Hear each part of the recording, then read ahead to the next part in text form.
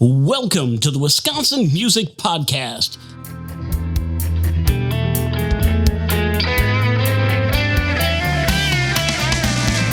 Thanks, Dean. Hey, everyone. It's Zach here in the Wisconsin Music Podcast. Today, I dive into the eclectic world of Meet the Seavers, a band that defies genres and expectations. Their music, described by fans as New Century Swing, is a potent mix of swing, odd time signatures, and musical theater wrapped around ingenious lyrics.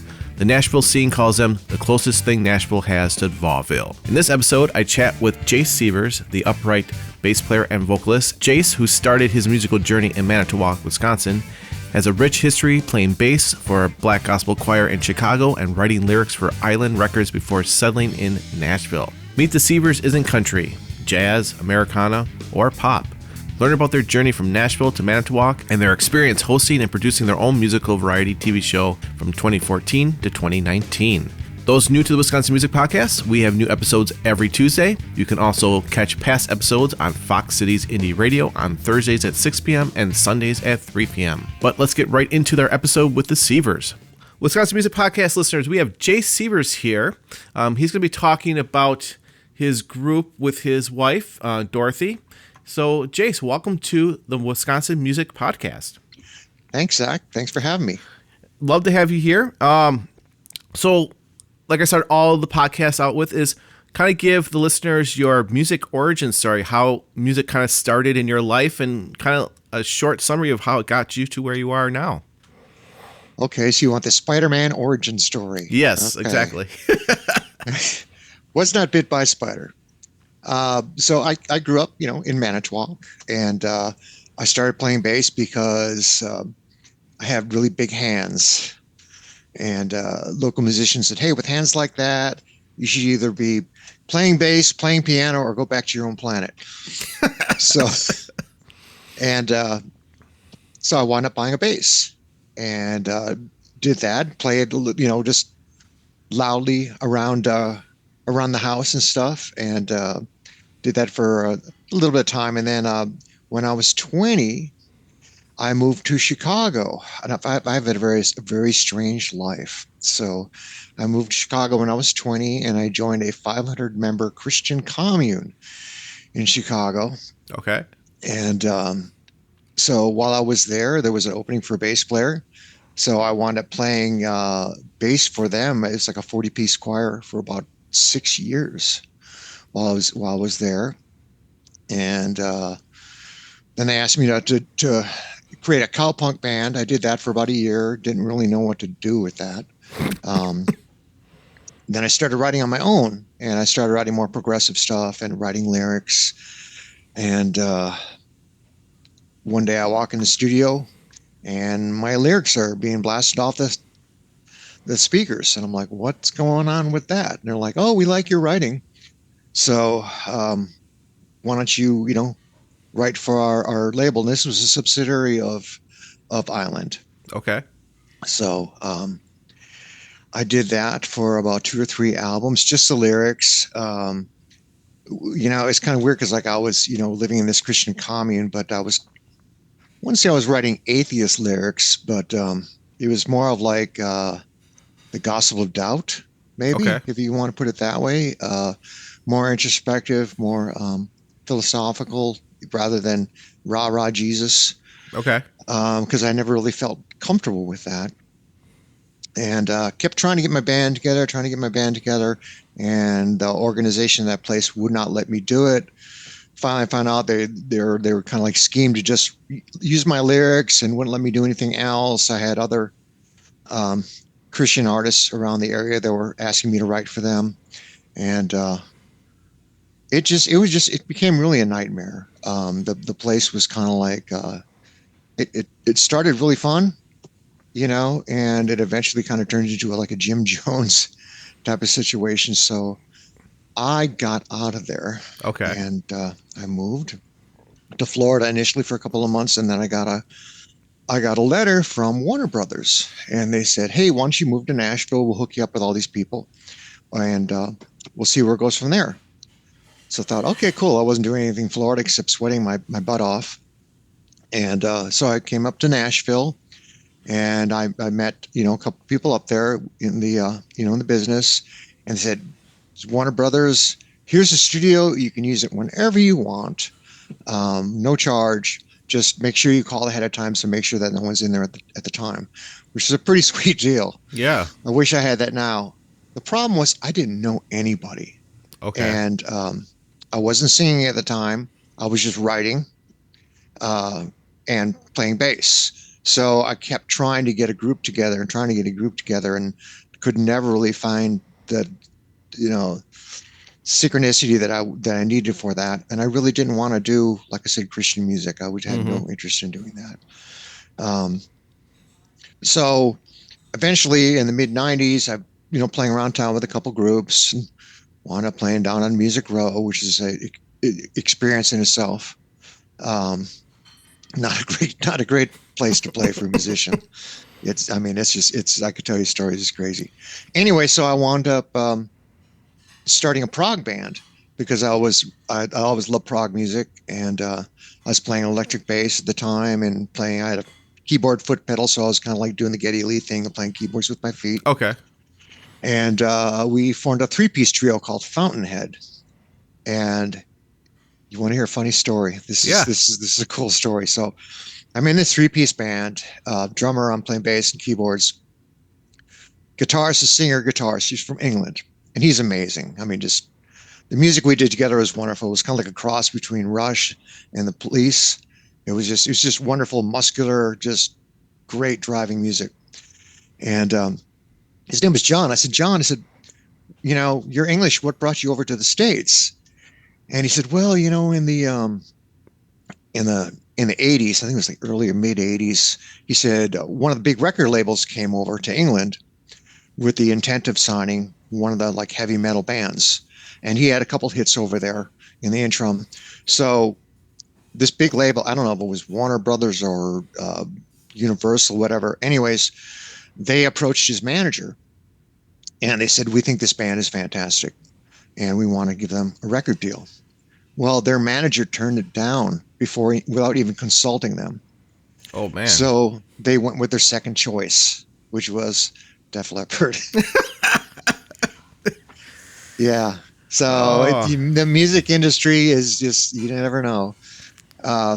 Anyways, so going back to me, so I did the prog band for a couple of years, and then there's a wonderful resource in Nashville. It's called the Nashville Jazz Workshop. And so I wound up taking some classes there because I wanted to learn to play jazz. I always liked jazz, but I just thought it was too hard. Okay. And so I wound up taking classes there, and Rogers Hart classes, and playing ensembles and stuff. And it was wonderful. I learned so much from there. Well, I'm not singing at the time, and I'm still writing. And I thought, you know what? Why don't I just write and just speak my lyrics instead? So I would get together with these guys, and we would, play real book tunes all the time. And I asked them one time, I said, hey, I got some compositions. You want to try playing some of my compositions? And they're like, oh yeah, absolutely. So we played through them, and I says, there's some lyrics and stuff going on with it too. And they're like, well, what does that work? So I started like speaking my lyric, and I wouldn't call it so much. It wasn't really rap. It was just kind of like, I don't know, it was syncopated speaking. Okay. And so then we wound up forming a group and playing around town a bunch, did an album or two. And then I wound up going back to the jazz workshop again, and I wound up meeting this guy named Ron Browning. And Ron Browning, when I knew him, he was just kind of like a struggling vocal coach. Now he's the vocal coach of pretty much everybody who's anybody in the country. I mean, He does like Patti LaBelle, Amy Grant, the singer from Greta Van Fleet, Winona Judd. I mean, that's just ones I know. I mean, he's just, everybody goes to Ron because he's fantastic. Well, he taught me to sing. He got me singing, and he got my wife singing. So we just started doing stuff, and I asked Dorothy to join me on stage one time, and so she did, and we've been singing together ever since. And the one thing about Dorothy, though, it's like, because I'm always kind of writing these, I kind of favor the more existential type of writing, more existential lyrics and stuff. And she's like, if I'm going to sing with you, I don't want to be singing these deep, dark, depressing songs or all this philosophical content in it.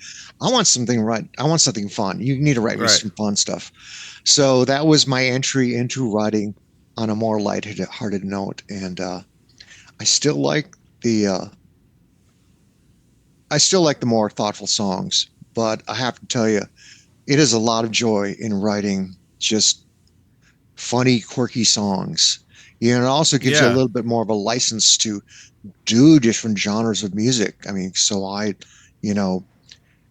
do tango, I'll do stuff in 10, 5, 6, I'll do klezmer stuff, I'll do almost like prog stuff. I mean, a lot of it's swinging, and my wife sings. She's wonderful on stage, and she plays theremin. Yep. So we do a lot of our gigs around town with upright bass, vocals, and theremin. Very cool. And most of our music, I would say 99% of it is all original. And we'll do a couple covers, like, we work our cover of like Matchmaker from Fiddler on a Roof, or My Favorite Things, or, maybe a Doris Day song or two. But pretty much, we are just all original. Nice. Very nice. Very nice. We, I had a band on a few years ago. I don't know if you've heard of them. They're in the area. Professor Pinkerton. Have you heard of him?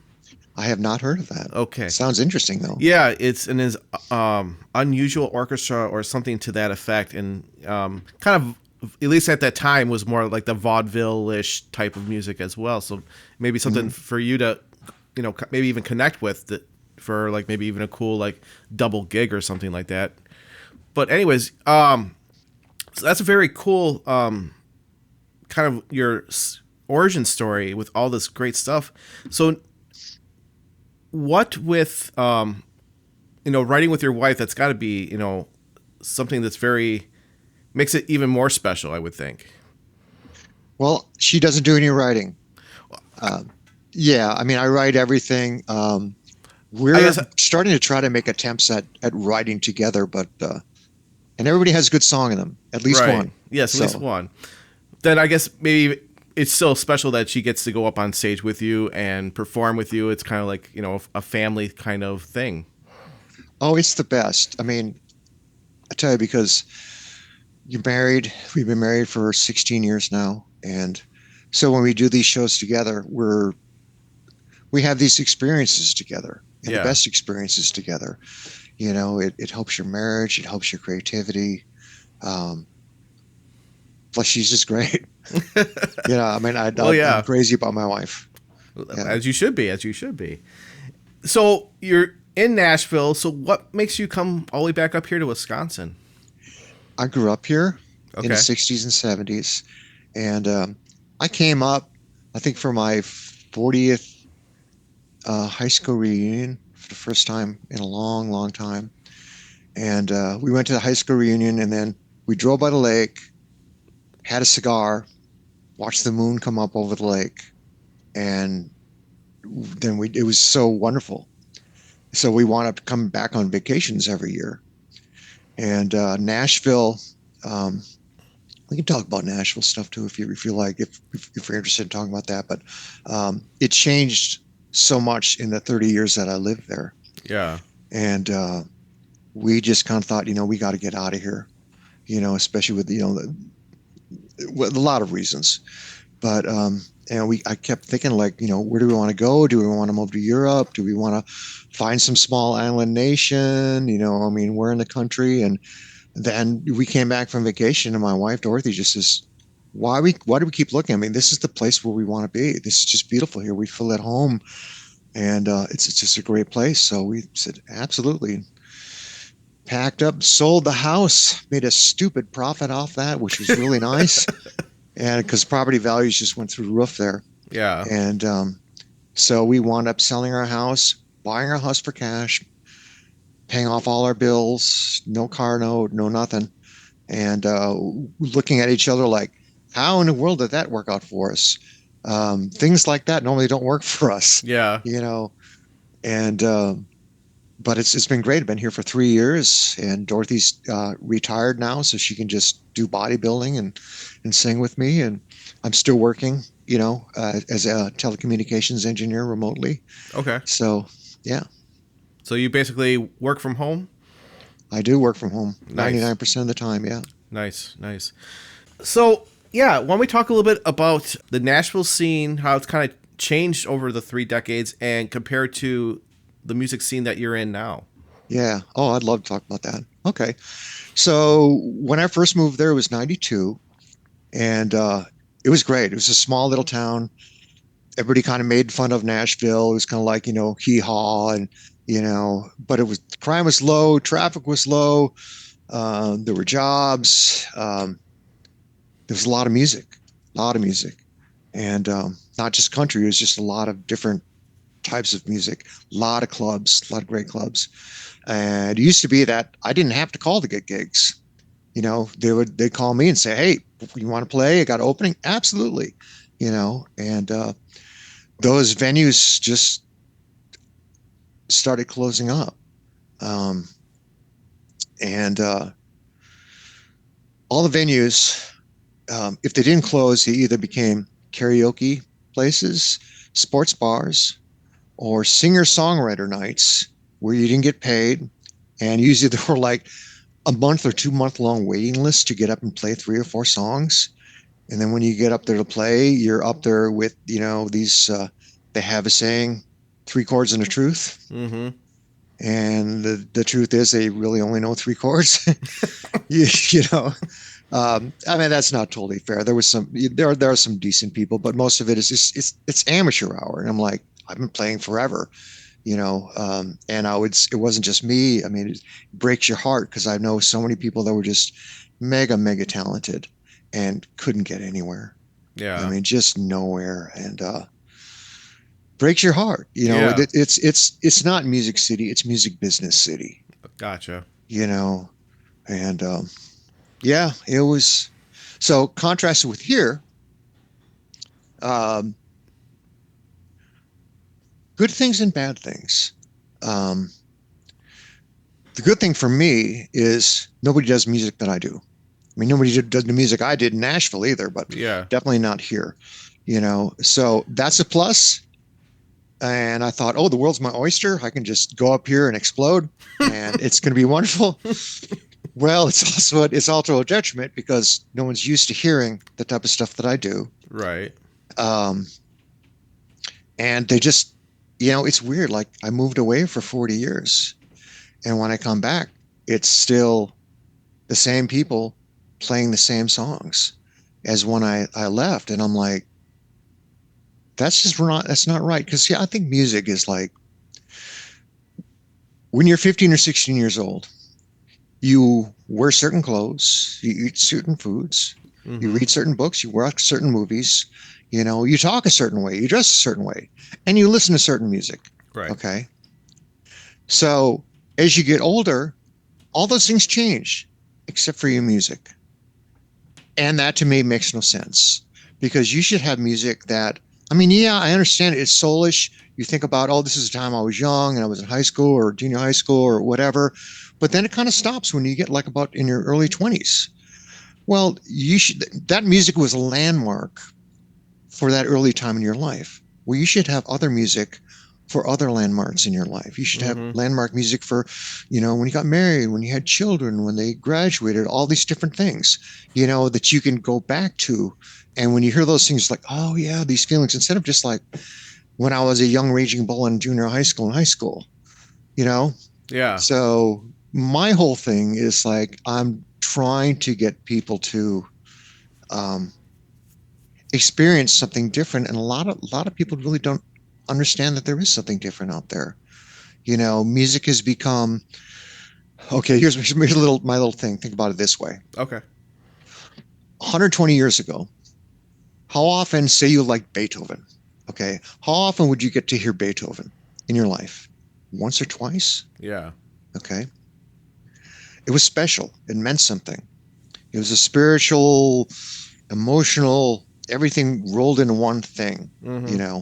magical. What is music now? Music is a fan that's in the room that's just going, it doesn't mean anything. It's ubiquitous. It's just you can't escape from it. So it's not special at all. So it's no wonder that people don't want to listen to it. I'd go by these clubs and concert venues and stuff, and nobody's listening to it. And it kind of breaks my heart because I'm like, these people have worked hard at it, but it's not the same environment as when we grew up. Music No. is not as special at all. And as a musician, my whole thing is resonance. I'm trying to get my art and what I'm saying to resonate to my audience. And it's a difficult thing nowadays. It really is. I think we have an advantage of it because our instrumentation is so odd. We look odd. We sound odd, So people will give us that chance, that most people don't get the chance. And it was like that in Nashville too. I mean, we would go to these singer-songwriter nights and no one listens.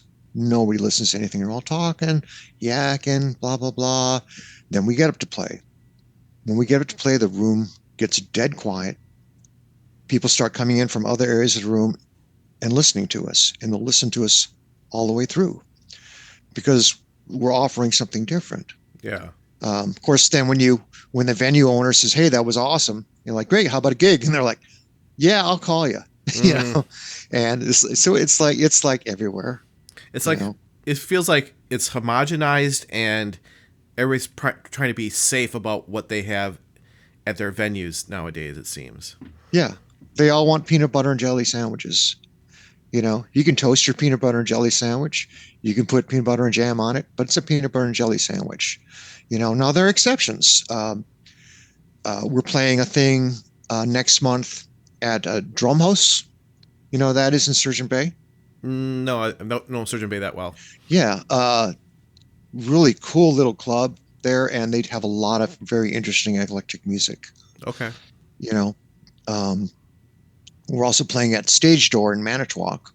I think the week before that, I think August 10th. That sounds right. Yeah. So, and I think we'll have Jim Van Louten with the Manitowoc Symphony. He's going to be joining us on violin. Nice. So we'll have that. Yeah. I mean, we'll do gigs as with just a duo, but I mean, I have all my music scored for big band.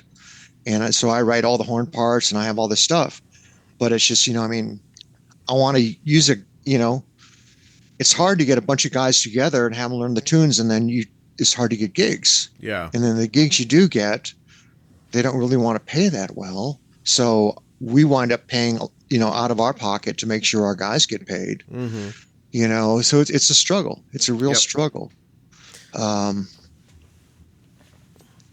So the whole thing about, you want to talk about trying to get gigs?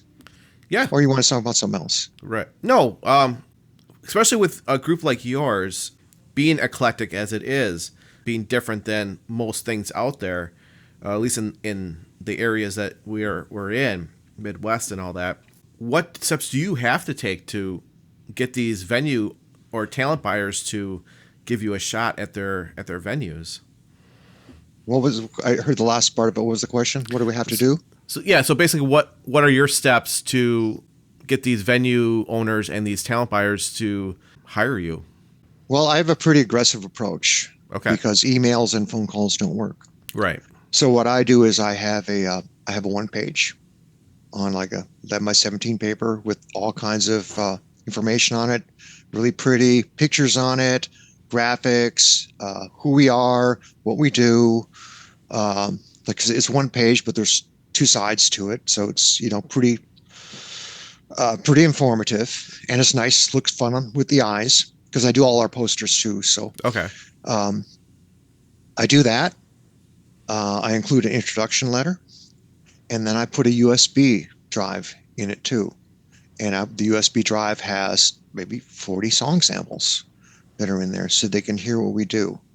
And of course you have to be, everything you have has to have your name and your number and your contact on it. Yep. On both sides, on everything, you have to have it that. Mm-hmm. But that's what I do, and then I'll drive to the venues and I'll sit there and I'll talk to the people, the owner or the music booker. And it's a little bit easier that way, because then they see that you're actually making an effort. But even then, I mean, Right. most times I'm like, oh my gosh, yes, it's exactly what we want. Oh, we've been hoping for something like this. Great, let's put a date. Well, let me call you back.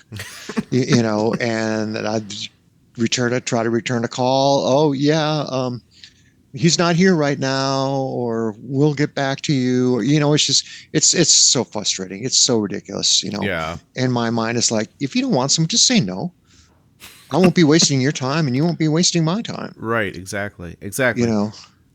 Like 20, 25 years ago, I knew this guy in this band, and he would send a promo package to these venues, and inside that promo package was actually a portable CD player with their CD in it. Wow. And said, here's our music, hire us or don't. But, that's what he did. And their band got a lot of gigs, according to him. So, yeah, that's what he did back then. That's interesting. Because, you could buy a cheaper, portable CD player back then for like $20, $25. So he would, spend a few $100 and send them out to all these different venues and stuff like that. Yeah. Wow. Yeah. Now let's do the USB. USB cost me $10. Right. Exactly. So now today's technology, you do it differently, but it's kind of the same kind of concept, kind of.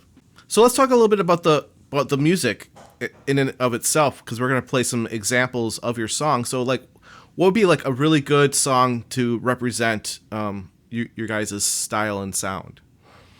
Right now, at the moment, I would say a song "Gun for Dinosaur" is a good example. It's with a full band. Let's see. So we have bass, drums, guitar. Pat Stillman played on there. Saxophone, theremin. And again, that's in an odd time signature. I think it's in 10. Okay. And then I think the bridge is in 4. Okay. Yeah.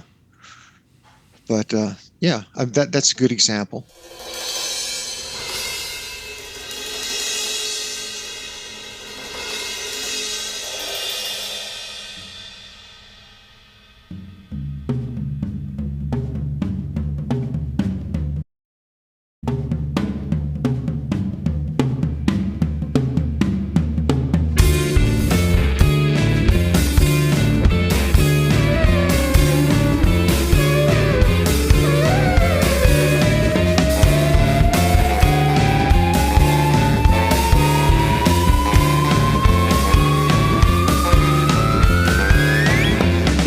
Conceive a way, if I could reverse the climb and fall back in time. 1,000 million yesterdays, through the centuries they span, before the dawn of man. If I had a machine to explore, I would travel into the before with gun for a dinosaur. In the late Jurassic Age, when the continents were formed, the air thick and warm, Tyrannosaurus and its prey, governed by the natural law of scale, tooth and claw. If I had a machine to explore, I would travel into the before with gun for dinosaurs.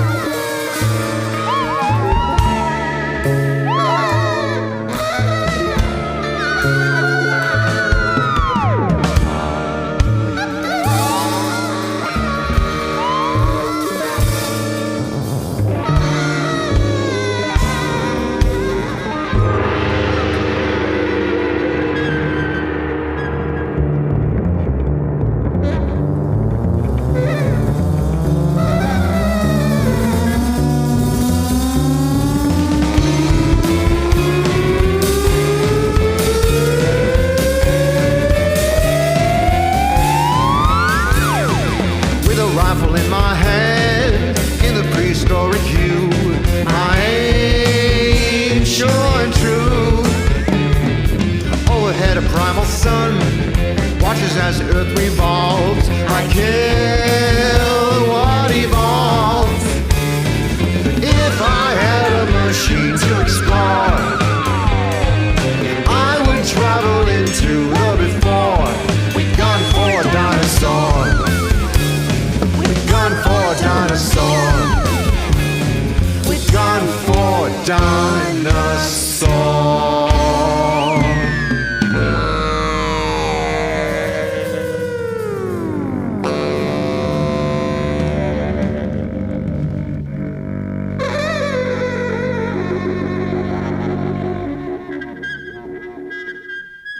Is there anything behind the title or behind the meaning of the song, or is it just something that a melody came to you and you get just built off of that? No, I mean, I like science fiction. Okay. And this was a classic short story book called A Gun for Dinosaur. I think it's Sprague wrote it, and I'm surprised no one ever came up with a movie for it. But I like words, and I like the way that fit together. A gun for dinosaur. Yeah. It's just it says it all. Right. So it's kind of a silly song. It's about going back in time, and with a time machine and hunting dinosaurs. It is what it is. I got you. I mean, I keep joking that I'm hoping to get it in a musical soundtrack. In a movie soundtrack. That's why I do a lot of stuff for trying to get things in placement. What would be like another song that would be a good representation of your group? Well, if you want to listen back to what I was doing with the jazz poetry stuff, which was pretty odd, then I would say The Trouble with Evil. Okay. Is a good example.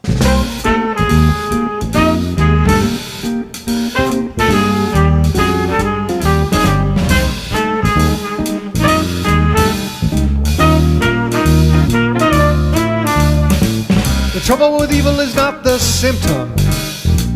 The trouble with evil is not the lure. The trouble with evil's not the way it thrills me with its rot. The trouble with evil is the cure.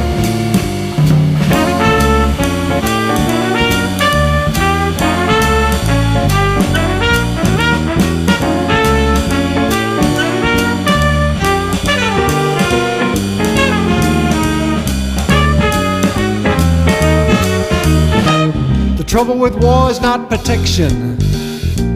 The trouble with war is not the reach.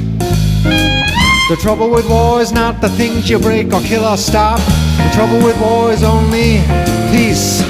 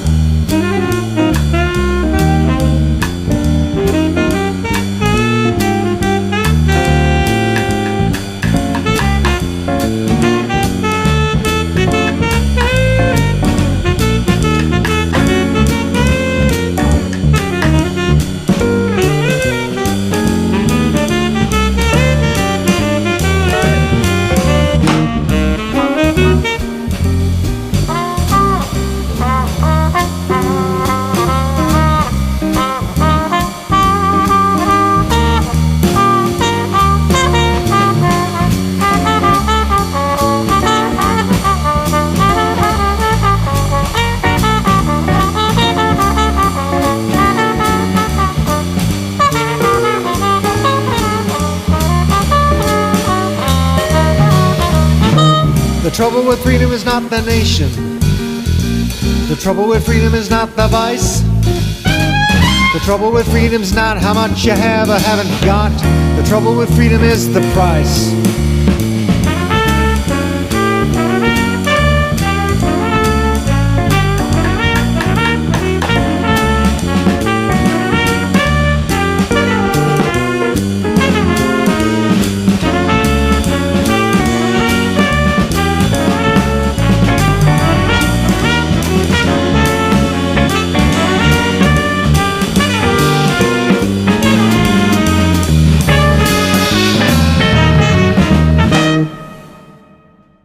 singing though, man.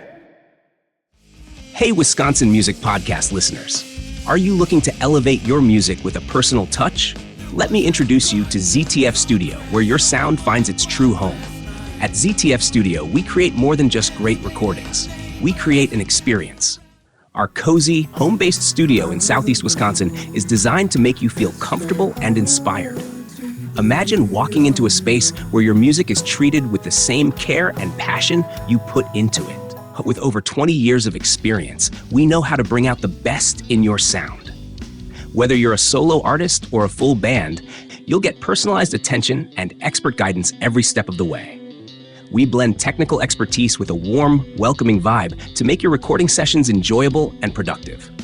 So, come on in, grab a cup of coffee, and let's make your next crowd pleaser together.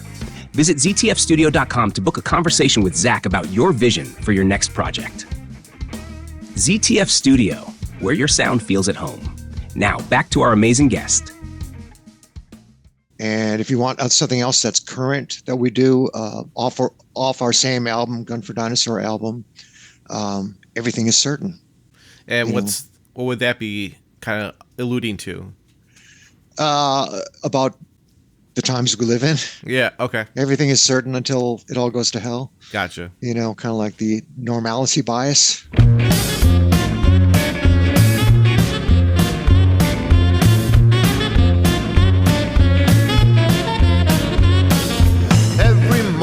As we rise, sun comes up and always shines. Hey, hey, hey, hey.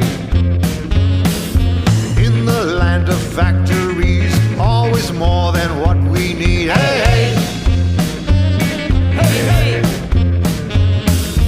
There's a shadow growing at the bottom of an empty well. Somewhere in the distance is the tolling of a rusty bell. All of us denying that the air has got a sulfur smell. Everything is certain until it all goes to hell. Hey, hey. Hey, hey. On a ship that won't go down, captain says we'll never drown. Hey, hey. Hey, hey. We all know the world won't end if there's money left to spend. Hey, hey. Hey, hey. There's a shadow growing at the bottom of an empty well. Somewhere in the distance is the tolling of a rusty bell. All of us denying that the air's got a sulfur smell. Everything is certain until it all goes to hell. Hey, hey, hey. Everything remains the same. Everything remains the same. Everything is certain. It will never ever change. Hey, hey.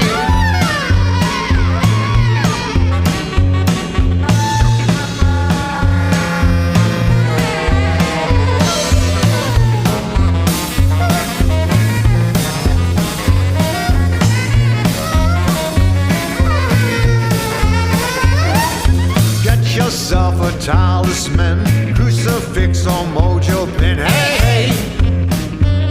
Hey, hey. Lock yourself behind a door. Tomorrow will be as before. Hey, hey. Hey, hey. There's a shadow growing at the bottom of an empty well. Somewhere in the distance is the tolling of a rusty bell. All of us denying that the air has got a sulfur smell. Everything is certain until it all goes to hell. Hey, hey.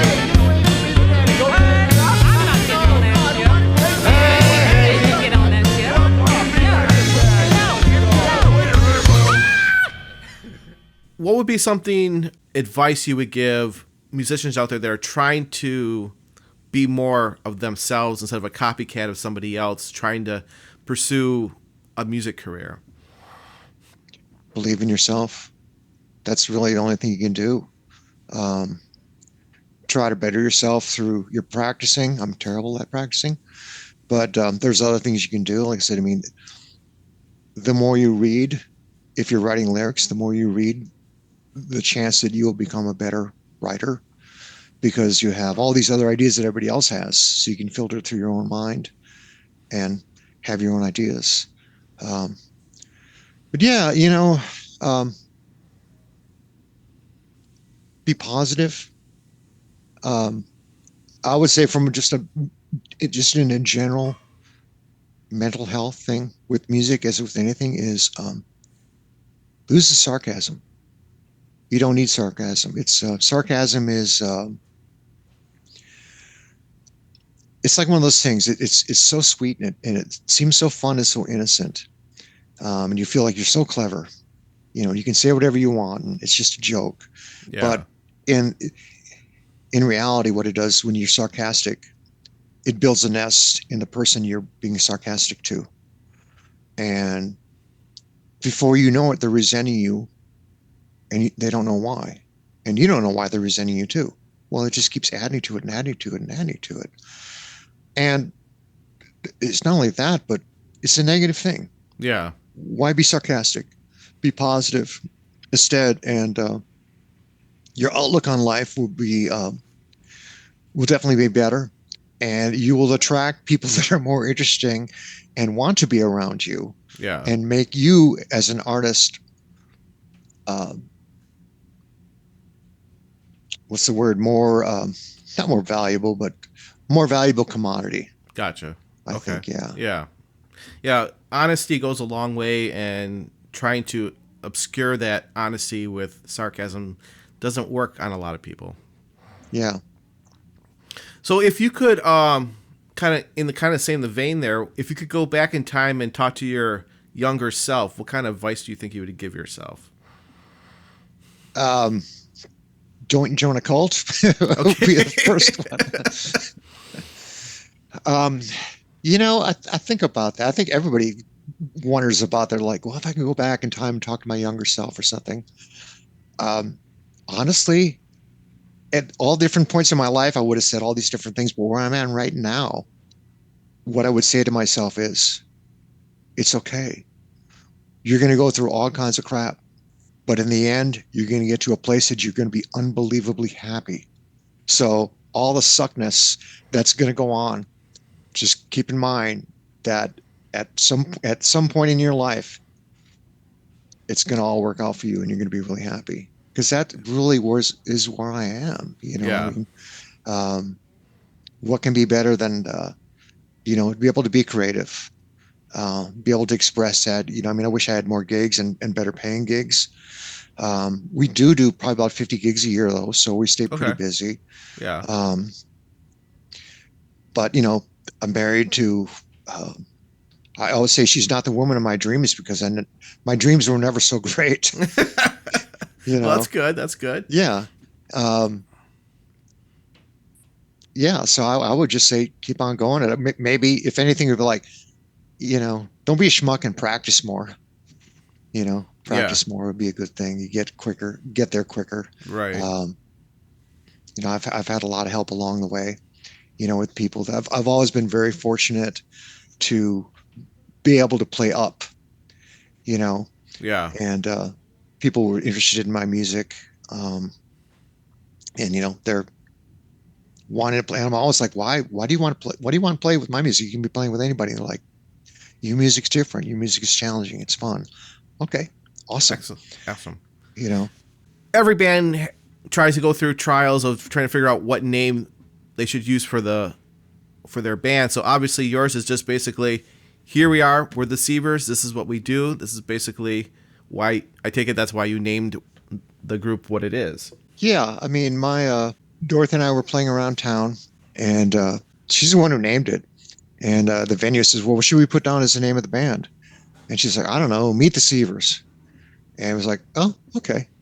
I mean, I thought about calling us the New Engines of the Apocalypse, but, she didn't really, she wasn't too happy about that, So, no, it's like, you don't take yourself too seriously. And it's good to get your own name in there. That makes a big difference. Yep. And then the people that are part of your group, are they just musicians that are the mainstays of the group, or does it kind of like rotate? Well, right now it's just people that I pay, and we'll do rehearsals and stuff like that. We don't have a band. It's kind of like a thing like in Nashville. I'm kind of the same type of thing. If I had a gig, I call up somebody, which was cool in Nashville. I could call up, Prince's trombone player and say, hey, Roy, can you play? And yeah or no. I could call up the guy who played with David Bowie, guitar with David Bowie. Hey, Reeves, you want to play a gig? I mean, it was stuff like that. It was great. So yeah. Here it's like it's harder to find people. I have to, look around and stuff. But I'd like to have a regular band. It would make things more streamlined. But yeah, hard to do. I take it. Yeah, well, this is definitely more of a band area though compared to Nashville. In Nashville, there are no bands. Really, it's all just pickup players. Gotcha. And then, what would be like some performances that you've been a part of, or either as a performer or an audience member, that's just like made a really cool impression on you, or just made you take a double take on what was happening? Okay. We did a gig about 4 years ago at Acoustic Fest in here in town in Manitowoc, and it got rained out. It was like this big tornado and everything, so we wound up moving the event to the Lighthouse Inn, which is what we were staying at the time. And so they wound up using my PA because I had our PA with us, and they had a kid come up there. His name was Thunderstorm Artis, and he was astounding. I mean, just acoustic, played acoustic guitar, a little bit of harmonica, had a voice. I swear to God, he had a voice on a parallel with Jeff Buckley. Okay. Just astounding. Wow. And you have these moments when you see someone who's really good, and you kind of, there's like a little voice inside of you that says, I could really hate this person. Or, or I could, yeah, appreciate them. Right. And, always take the appreciate them, because he was just very good, amazing singer. It was just such a joy to hear somebody sing and play like that. And it was mostly original stuff, but I've seen him a couple of other times, and I think he wound up on one of those abysmal shows like The Voice or America's Got Talent or something like that. Those shows are such a travesty.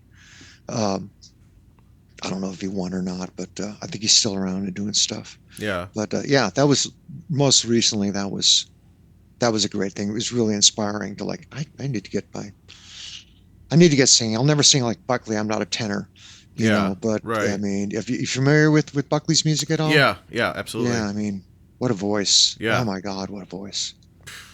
Yeah. Talking about singing, you had mentioned earlier in the conversation that you and your wife took singing lessons. What would be like the top 3 or 5 things that your vocal coach emphasized to become a more secure singer? Use your mask. The saying, let your voice resonate through your face and your nose and everything down. The other thing he says is how people sing. What you sing it's conversational singing. You don't have to anybody can sing. Singing is pitch and duration. That's all it is, right? I mean, honestly, we break it down to that's all it is. Right. So your natural voice, unless you have something physically wrong with your voice, anybody can be a singer. Now, that doesn't mean that we're going to be like, Pavarotti or anything. Your instrument is going to be different than anybody else's. Right.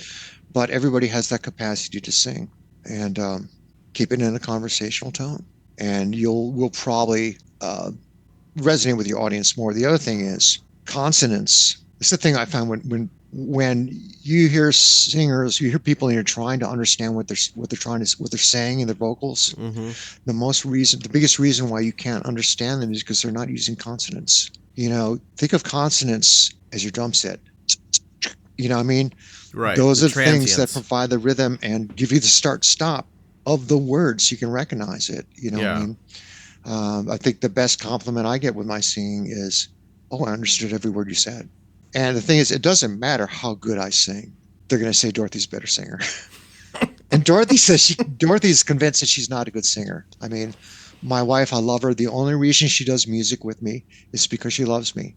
music is not a big important thing to her. But again, she loves me, and she does it, and she does a fantastic job. But again, doesn't matter how good I sing, doesn't matter how well I play. It's everybody goes to Dorothy and says, "Oh my gosh, you're amazing."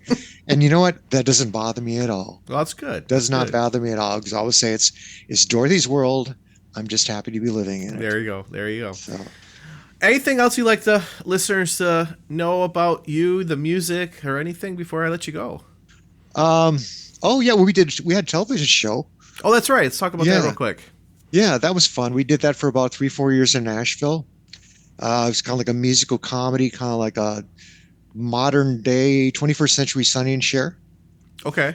So I wrote a lot of skits for that. We did music, had guests in and everything. It was a lot of work, but it was fun. And we're going to get picked up we're in talks of getting picked up by a larger network. And then COVID hit. Oh, right. So, and theoretically, it's still possible. I mean, we've moved out of the area.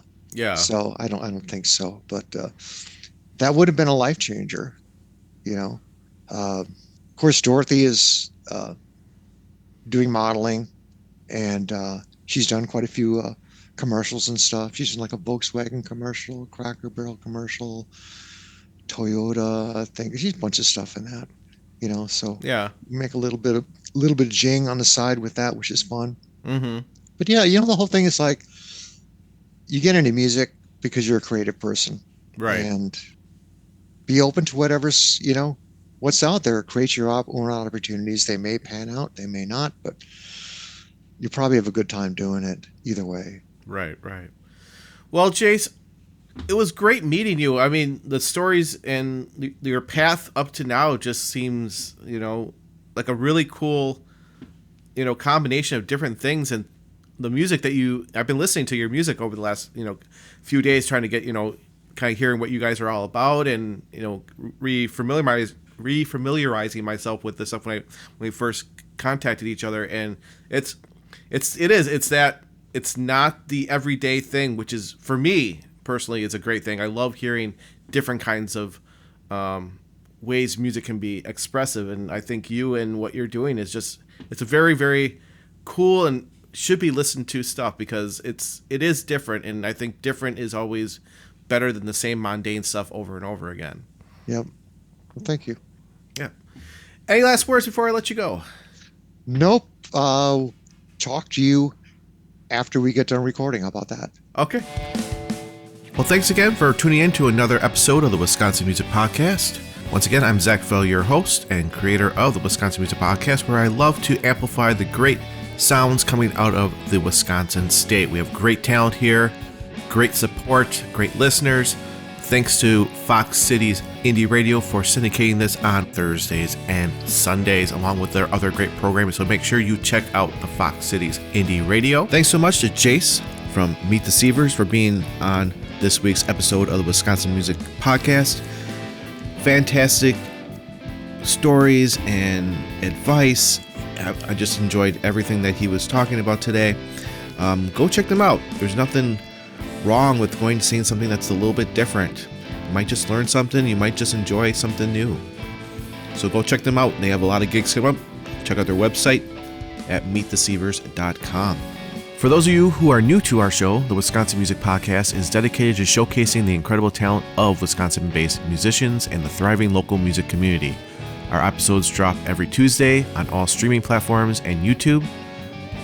Additionally, you can catch our episodes on Fox Cities Indie Radio every Thursday at 6 p.m. and Sunday at 3 p.m.